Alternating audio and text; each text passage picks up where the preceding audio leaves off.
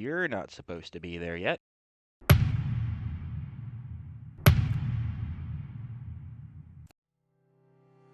Hey everyone, Zach here, and this is the first development log for my project, Undead Rail. A horde-based game that takes place in a post-apocalyptic subway system being developed in UEFN. Today I wanted to talk about how I got started on the project and showcase some of the documentation I made. I'll also be going over the game manager, some of the challenges I ran into, and how I solved them. And finally I'll show you some progress I've made on the playtest zone. The idea for Undead Rail actually came to me while I was working on a previous level called Keep. Keep was this aesthetically pleasing free-for-all map set in a fantasy castle environment. I was new to UEFN at the time, and Keep was my way of learning the ins and outs of the editor. And after publishing the map, I knew I could dig a little deeper and create something bigger, more refined, and more gameplay-oriented. I knew that this project was definitely going to be one of my more ambitious feats, but what's the harm in a good challenge, right? Before I even created a new project, I hopped straight into Fortnite and I played as many horde-based zombie games as I could find that fit the idea I was aiming for. It didn't take long to find what I was looking for, honestly. While playing these maps, I kept a mental note of any similarities in gameplay, what was trending, what made them different, what made them similar. While I was taking mental note of all these different things, this actually led to my first challenge and my first question of what could I add to Undead Rail that could make it stand out and differ from the rest? I put a pin in that question and hopped over to Pinterest, and I actually started gathering some image references. I got about 10 different reference images, then I used those to help create a 2D sketch of a subway station. As I was making the layout, I created this section in the station for a power room, where there would be a power switch that players would need to enable. When I created this, I asked myself, why would players need to turn on the power to begin with?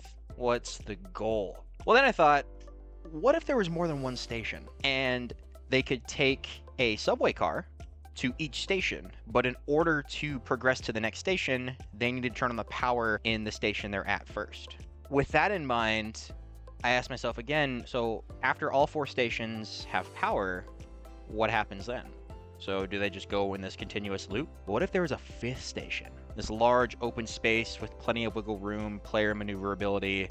This large space comes with larger and more difficult mobs, but to combat these mobs, you'll have access to a special machine that upgrades your weapon's base damage. I threw together this basic outline of how each station will connect, along with a description of what sort of weaponry they'll find. Along with that, I also created a basic perk list and put a different perk in each station. This way it gives the players a reason to want to go to these stations instead of just needing to turn on the power.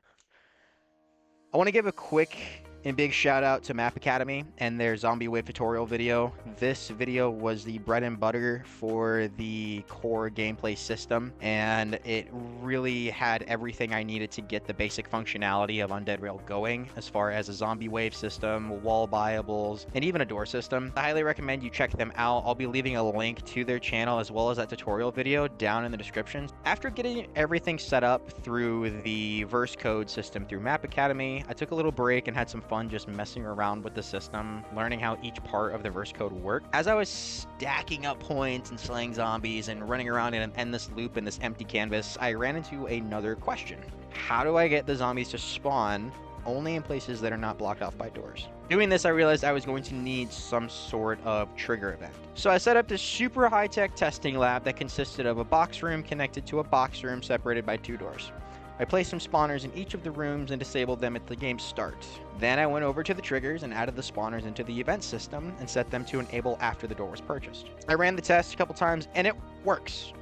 Sort of. Yeah, after the first wave of zombies ends and I start a new round, if I'm within a proximity limit of the spawner, even when it's disabled, a zombie does tend to spawn, but it stands idle, and they don't continue to spawn in until I open the door. So for now, I have a somewhat working spawn enable system. But with a final functional gameplay system, I finally moved on to the gray box of a subway station.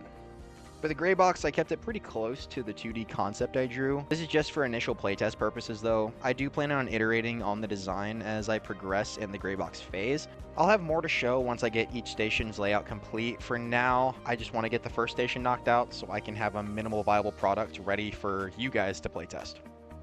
With all that being said, that's gonna wrap it up here for the first development log. I hope you guys enjoyed this. If you did, please leave a like. Also, be sure to leave any feedback you have for me in the comments. I'm always looking for feedback on my work, and I really do appreciate hearing what you guys have to say. Thanks again for watching, and I'll have more updates for you all soon. See you next time.